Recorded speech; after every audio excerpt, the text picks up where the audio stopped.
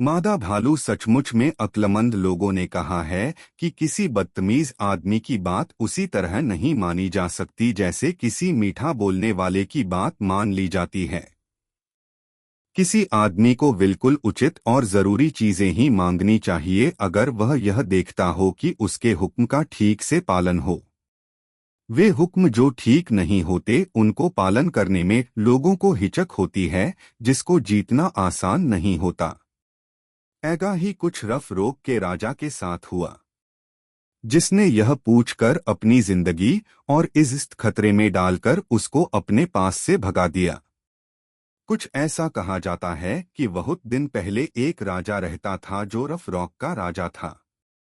उसकी एक पत्नी थी जो बहुत सुंदर थी, पर जब वह जवान थी वह तभी बीमार हो गई थी और मर गई। अपनी जिंदगी का दिया बुझने से पहले उसने अपने पति से कहा, मुझे मालूम है कि आपने मुझे हमेशा बहुत अच्छे से प्यार किया है, तो मेरी जिंदगी के आखिरी समय में भी अब मुझे अपना वह प्रेम दिखाइए। आप मुझसे वायदा कीजिए कि मेरे बाद आप तब तक दूसरी शादी नहीं करेंगे जब तक कि आपको मेरे जितनी सुंदर लड़की न मिल जाए। नहीं तो मैं आपको शाप देकर जाती हूँ और मैं दूसरी दुनिया में पहुंचकर भी आपसे नफरत करती रहूंगी। राजा, जो अपनी पत्नी को बहुत प्यार करते थे, उसकी यह आखिरी इच्छा सुनकर बहुत जोर से रो पड़े और कुछ समय तक तो बोल भी न सके। आखिर जब वह अच्छी तरह से रो चुके तो वह बोले, इससे पहले कि मैं दूसरी शादी करूं मुझे गठिया हो जाए, मेरा सिर कट जाए। प्रिय, ऐसा ख्याल भी तुम अपने दिल से निकाल दो।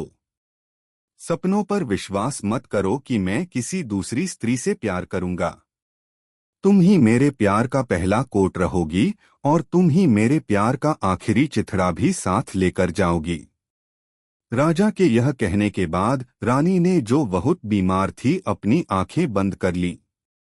जब राजा ने देखा कि रानी की जिंदगी खत्म हो रही है तो वह फिर से बहुत जोर से रो पड़े। उसके रोने चीखने की आवाज सुनकर उसके दरबारी लोग रानी का नाम लेते हुए वहीं आ गए। वहां राजा अपनी किस्मत को कोस रहे थे, सितारों को बद्दुआएं दे रहे थे कि भगवान ने रानी को उनसे छीन लिया था। पर यह बात ध्यान में रखते हुए कि कोहनी का दर्द और पली के मरने का दर्द सहना एक सा होता है, पर जल्दी ही खत्म हो जाता है, वह थोड़े शांत हो गए। और फिर रात हो गई तो उसने अपनी उंगलियों पर गिनना शुरू कर दिया और यह सोचना शुरू किया कि रानी तो अब मर गई है और मैं यहाँ अकेला ही रह गया। मुझे इस बात की भी कोई उम्मीद नहीं है कि मैं इस लड़की के अलावा किसी और को देखूंगा जिसको वह मुझे पालने के लिए छोड़ गई है। मुझे कोई न कोई रास्ता ढूंढना चाहिए जिससे मैं अपना वारिस और बेटा पा सकूं। पर मैं उसे कहाँ ढूंढूं? मैं उसके जैसी सुंदर स्त्री कहाँ पाऊंगा? उसके मुकाबले में तो मुझे हर स्त्री एक जादूगरनी लगती है। तब कोई दूसरी वैसी ही स्त्री में कहाँ से लाऊं? क्या मैं उसे किसी लकड़ी के टुकड़े से ढूंढूं या फिर घंटी बजाकर ढूंढूं? यह भी हो सकता है कि प्रकृति ने नारडेला को बनाकर वह सांचा ही तोड़ दिया हो। उफ! उसने मुझे किस जाल में फंस दिया है। पर मैं उससे और कहता भी क्या? मैं तो भेड़िया देखने से पहले ही भाग रहा हूं। मैं अपनी आंखें और कान खोल कर रखता हूं और फिर ढूंढता हूं। ऐसी क्या बात है क्या कि उसके जैसा और कोई सुंदर ही नहीं होगा? क्या ऐसा हो सकता है कि यह दुनिया मेरे लिए खो जाए? क्या दुनिया में सुंदर स्त्रियों की कमी हो गई है या फिर यह जाति ही गायब हो गई है? ऐसा सोचकर उसने एक फरमान निकलवाया कि दुनिया की सब सुंदर सुंदर स्त्रियां यहां आकर इकट्ठी हों, क्योंकि वह सबसे सुंदर स्त्री से शादी करना चाहता है और उसको अपनी रानी बनाना चाहता है। जब यह खबर विदेशों में पहुंची तो कोई ऐसी स्त्री नहीं थी जो अपनी किस्मत आजमाने वहीं न आई हो। कोई जादूगरनी भी नहीं टुकी, चाहे वह कितनी भी बदसूरत ही क्यों न हो। क्योंकि जब सवाल सुंदरता का होता है तो सबसे छोटे काम करने वाली नौकरानी भी अपने आप को हूर की परी समझती है। हर स्त्री समझती है कि वही सबसे सुंदर है, और अगर शीशा उसे सच भी बताता है तो वह झूठ बोलने के लिए शीशे को ही जिम्मेदार ठहराती है, और पारे को ठीक से न रखने के लिए। जब शहर में स्त्रियां इकट्ठी हो गईं तो राजा ने उन सबको एक लाइन में खड़ा कर लिया।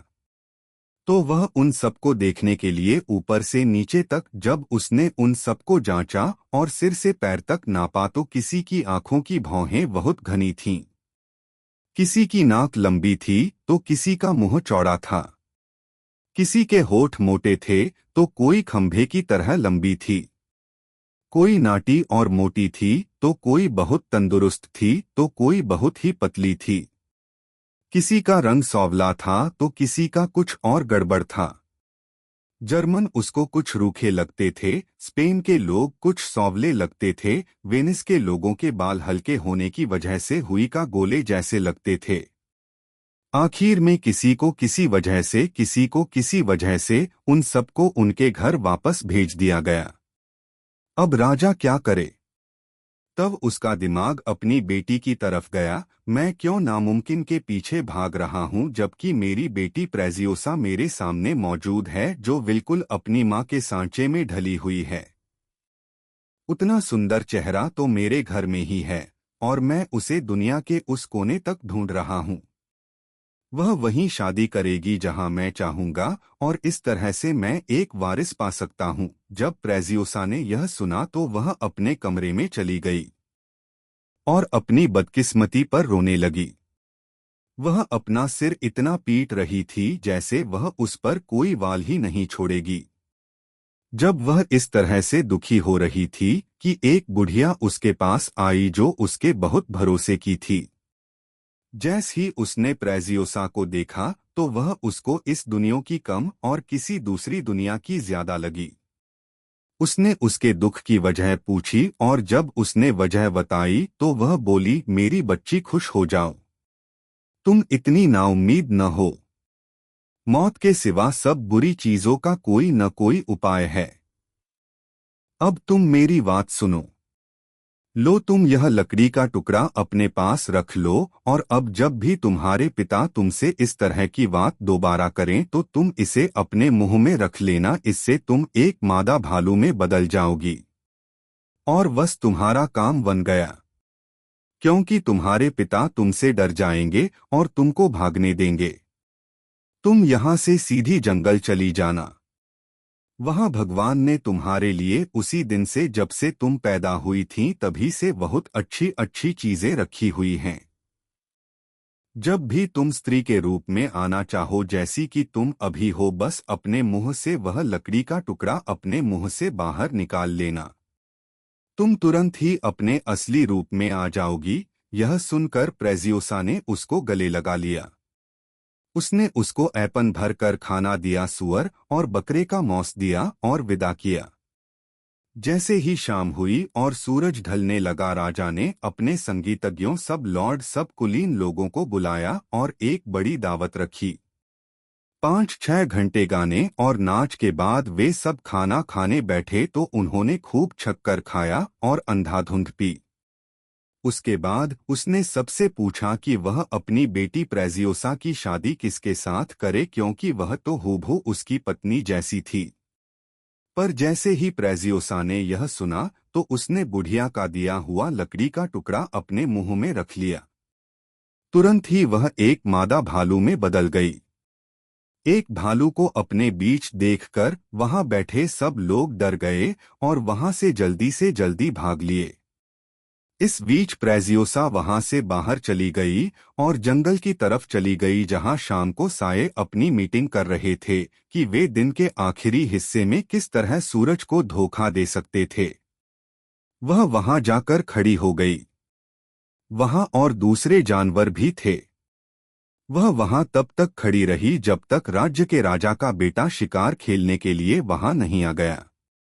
उसने जैसे ही भालू को देखा तो वह तो मरते मरते बचा, पर जब उसने देखा कि भालू तो उसी की तरफ बढ़ा आ रहा था, आकर उसने अपनी पूंछ हिलाई जैसे कोई कुत्ता अपने मालिक को देखकर हिलाता है। अपना शरीर भी उसके शरीर से मला तो उसने भी प्यार से उसको सहला दिया। भालू बहुत अच्छे भालू, बेचारा जानवर बहुत अच्छे। फिर वह उसको घर ले गया और अपने नौकरों से कहा कि वे उसकी ठीक से देखभाल करें।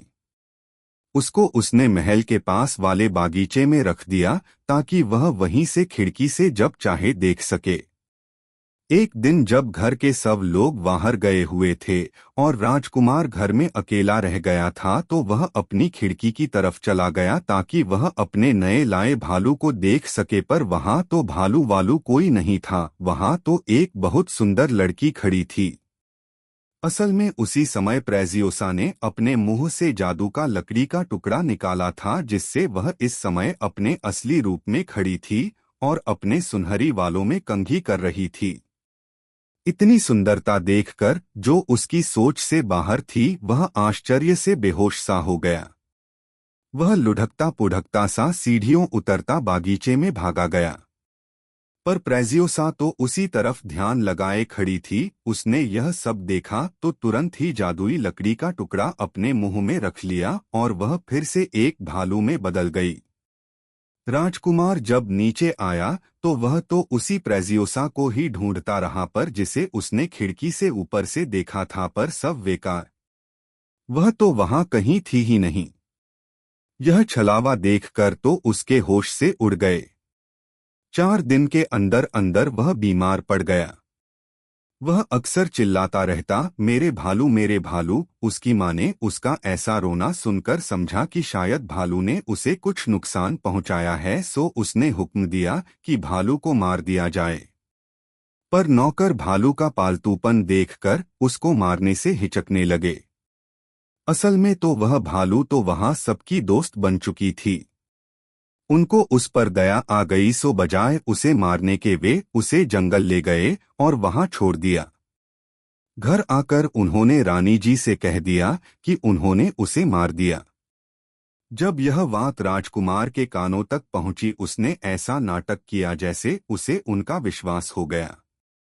वह जैसा भी था, बीमार था या ठीक था, तुरंत ही बिस्तर से कूदा और नौकरों को मारने के लिए चला। पर जब नौकरों ने उसे सच बताया तो वह अपने घोड़े पर कूदकर बैठकर अपनी अधमरी हालत में ही भालू को ढूंढने चल दिया। आखिर उसको अपनी भालू मिल ही गई। वह उसको फिर से घर ले आया। इस बार उसने उसको एक कमरे में रख दिया और उससे कहा, ओ राजा की प्यारी, इस खाल में बंद तू कौन है? ओ प्यार की रोशनी इस बालों वाले कोट के नीचे तू कौन है? तू यह खेल क्यों खेल रही है? क्या तू मुझे दुखी देखना चाहती है और तिल तिल करके मरते देखना चाहती है? देख, मैं तो तेरे प्यार में वैसे ही बर्बाद हुआ जा रहा हूं क्योंकि मैं निराश हो गया हूं और मैं तेरी सुंदरता से बहुत प्रभावित हूं। तुझे इसका सबूत चाहिए तो देख, मैं सिकुड़कर केवल 2/3 हिस्सा ही रह गया हूं। जैसे शराब उबलकर कम रह जाती है, मैं तो केवल खाल और हड्डियों ही रह गया हूं क्योंकि बुखार तो मेरी हड्डियों से चिपक गया है। इसलिए मेहरबानी करके यह बालों वाली खाल हटा और मुझे अपनी सुंदरता देखने दे। उठा उठा इस टोकरी की पत्तियों को उठा और मुझे इसके नीचे का मीठा फल देखने दे। यह पर्दा हटा दे और फिर मुझे अपनी शान का आश्चर्य देखने दे। किसने एक चिकने चुपड़े प्राणी को वालों के खुरदरे जेल में बंद कर रखा है? मुझे अपनी शान देखने दे और बदले में मेरा सारा प्यार ले ले क्योंकि इसके अलावा मुझे और कोई चीज आराम नहीं दे सकती। जब उसने यह सब वार वार कहा और भी बहुत कुछ कहा और उसके बाद भी उसने देखा कि उसके शब्द उसके सिर के ऊपर से गुजरे जा रहे हैं तो वह अपने बिस्तर में जाकर लेट गया। उस पर इतने जोर का दौरा पड़ गया कि डॉक्टरों ने इसे एक बहुत बुरा बीमार बता दिया। तब उसकी माँ, जिसको किसी और चीज में कोई खुशी नहीं थी, उसके बिस्तर के पास ही बैठ गई और बोली, बेटा तुम इतने दुखी कब से हुए? तुम्हें कौन सी बीमारी ने घेर रखा है? तुम अभी नौजवान हो, सब तुमको प्यार करते हैं। तुम्हारे अंदर बहुत गुण है, तुम अमीर हो। तब तुम्हें और क्या चाहिए मेरे बेटे? कुछ तो बोलो। एक शर्मीला भिखारी अपना खाली झोला फैलाए खड़ा है। अगर तुम्हें एक पत्नी चाहिए तो तुम उसका नाम तो बताओ, मैं खुद जाकर उससे तुम्हारे रिश्ते की बात करूंगी। तुम मांगो और मैं उसकी कीमत दूंगी। क्या तुम यह नहीं देख पा रहे हो कि तुम्हारी बीमारी मेरी बीमारी बनती चली जा रही है?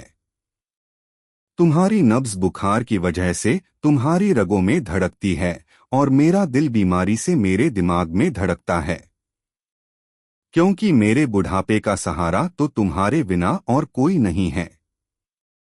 इसलिए बेटा तुम भी खुश रहो और मुझे भी खुश करो। पूरे राज्य को दुख के सागर में मत डुबो। अपनी माँ का दिल मत तोड़ो। जब राजकुमार ने अपनी माँ के ये शब्द सुने तब वह बोला, माँ मुझे कोई और चीज संतुष्ट नहीं कर सकती सिवाय भालू के देखने के। इसलिए मो अगर तुम चाहती हो कि मैं ठीक रहूं तो उसको इस कमरे में बुलवा दो। मुझे अपनी सेवा के लिए, अपना बिस्तर बनाने के लिए और मेरा खाना बनाने के लिए कोई और नहीं चाहिए, बस केवल वह भालू चाहिए। और फिर मेरा यकीन करो कि मैं एक पल में ही ठीक हो जाऊंगा। माँ ने समझा कि उसका बेटा हंसी कर रहा है। एक भालू कैसे किसी का खाना बना सकती है और कमरे की नौकरानी बन सकती है? शायद उसका बेटा अपने आपे में नहीं है। फिर भी उसको संतुष्ट करने के लिए भालू को बुलवाया गया। और जब मादा भालू राजकुमार के बिस्तर के पास आई तो उसने अपना पंजा उठाया और राजकुमार की नब्ज देखी। यह देखकर तो रानी तुरंत ही जोर से हंस पड़ी, क्योंकि उसी समय उसको यह भी लगा कि वह भालू राजकुमार की नाक खरोंच देगी। पर यह क्या, वह तो उसकी नब्ज देख रही थी। राजकुमार ने भालू से कहा, मेरी प्यारी भालू, क्या तुम मेरे लिए खाना नहीं बनाओगी? क्या तुम मुझे खाना नहीं खिलाओगी? क्या तुम मेरी सेवा नहीं करोगी? भालू ने हौं में सिर हिलाया। इससे पता चलता था कि वह अपना काम करने के लिए तैयार थी। सो रानी कुछ मुर्गियों लेकर आई। उसी कमरे में चूल्हे में आग जलाई गई। एक बर्तन में पानी भरकर उबलने रखा गया। फिर भालू ने एक मुर्गी पकड़ी, उसको साफ किया और उसका एक हिस्सा गड्ढे पर भुनने के लिए रख दिया और दूसरे हिस्से का बहुत ही स्वादिष्ट खाना तैयार किया। जब राजकुमार ने उसे खाया तो हालांकि वह मीठे का बहुत शौकीन नहीं था, पर भी वह उसे चाटता ही रह गया। उसके खाना खाने के बाद भालू ने उसको पीने के लिए शराब दी। वह उसको इतने सलीके से दी कि रानी का मन किया कि वह उसको उसके माथे पर चूम ले। राजकुमार उठा तो भालू ने उसका बिस्तर बनाना शुरू किया। बिस्तर बनाने के बाद वह बागीचे में भागी गई और कुछ गुलाब और संतरे के फूल चुन लाई और उन्हें उसके बिस्तर पर फैला दिया।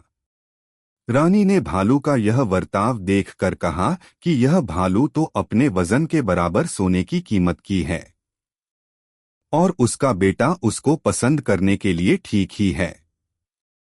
लेकिन जब राजकुमार ने उन सुंदर फूलों को देखा तो वे तो उसकी आग में घी के बराबर हो गए। इससे पहले तो वह औंस ब औंस कमजोर हो रहा था, पर अब तो पौंड व पौंड पिघलने लगा।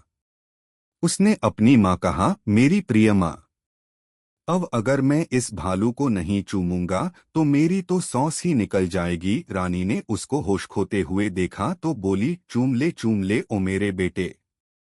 मैं तुझे किसी बात की इच्छा में मरते देखना नहीं चाहती। यह सुनकर भालू राजकुमार के पास गई, उसके गालों को अपने हाथों में लिया और उन्हें कई बार चूम लिया। इस बीच न जाने कैसे प्रेजियोसा के मुंह से जादुई लकड़ी का टुकड़ा निकल गया और वह राजकुमार की बाहों में ही खड़ी रह गई। दुनिया की सबसे सुंदर प्राणी।